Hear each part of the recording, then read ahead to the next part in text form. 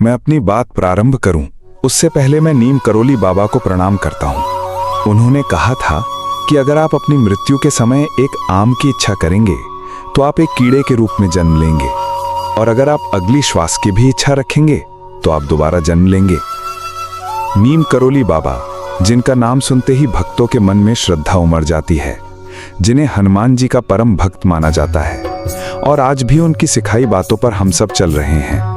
बाबा जी का जीवन चमत्कारों से भरा हुआ था। बहुत सारी कथाएं उनके बारे में प्रचलित हैं। कहा जाता है कि बिना कुछ कहे ही वे लोगों के मन की बातें समझ लेते थे, परेशानियों का समाधान कर देते थे। एक ऐसा ही चमत्कार है बुलेट प्रूफ कंबल की कहानी।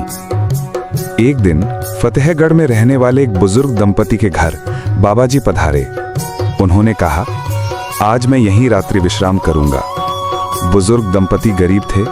वे सोचने लगे कैसे बाबा जी की सेवा करेंगे, लेकिन उन्होंने अपने पास जो कुछ था वही बाबा जी को दे दिया। भोजन के बाद बाबा जी को सोने के लिए चारपाई दी गई और एक साधारण कंबल उड़ा दिया गया। लेकिन रात को कुछ अजीब हुआ।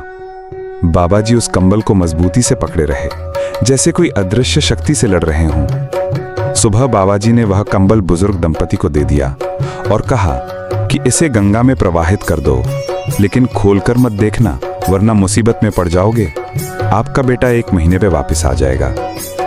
बुजुर्ग दंपति ने बाबा की आज्ञा का पालन किया, कंबल को गंगा में प्रवाहित कर दिया। 1 महीने बाद उनका बेटा, जो बर्मा फ्रंट पर था, घर लौट आया। उसने बताया कि वह दुश्मनों के बीच गिर गया था। रात भर गोलीबारी हुई, लेकिन एक भी गोली उसे नहीं लगी। वह जीवित बच गया। बुजुर्ग दंपति को सब कुछ समझ में आ गया। वह रात जब बाबा ने उस कंबल को ओढ़ा था, वही रात उनके बेटे के लिए जीवन बचाने वाली साबित हुई। रिचर्ड एल्पर्ट, जो बाद में बाबा रामदास बने, ने अपनी पुस्तक मिरेकल ऑफ लव में इस कहानी को लिखा है। वे इस कंबल को बुलेट प्रूफ कंबल कहते हैं। आज भी कैंची धाम में बाबा के भक्त कंबल चढ़ाते हैं। बाबा जी खुद भी हमेशा कंबल उड़ा करते थे। एक और चमत्कार, कैंची धाम में भंडारा चल रहा था, लेकिन अचानक घी कम पड़ गया। बाबा जी ने कहा कि नदी से पानी भर कर लाओ। लोग हैरान थे, लेकिन बाबा की बात मानी। जैसे ही पानी कढ़ाई में डाला गया, वह घी में बदल गया। सब बाबा जी के चमत्कार को देखकर हैरान रह गए। एक अन्य घटना में बाबा जी ने खारे कुएं का पानी मीठा कर दिया। हनुमानगढ़ी में मंदिर निर्माण के दौरान बारिश रुकवा दी, और एक बार माचिस भूलने पर बत्तियां केवल स्पर्श से जल उठी। 11 सितंबर 1973 की रात थी। बाबा जी वृंदावन में थे और उनकी तबीयत बिगड़ चुकी थी। डॉक्टर ऑक्सीजन लगाना चाहते थे, लेकिन बाबा जी ने मना कर दिया।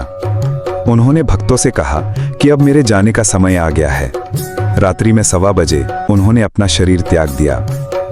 बाबा नीम करोली नहीं रहे, लेकिन उनकी कृपा, उनका चमत्कार आज भी कैंची धाम में जीवित है। जो विश्वास करता है उसके लिए कोई असंभव नहीं है। जय श्री बालाजी, जय हनुमान, जय नीम करोली बाबा।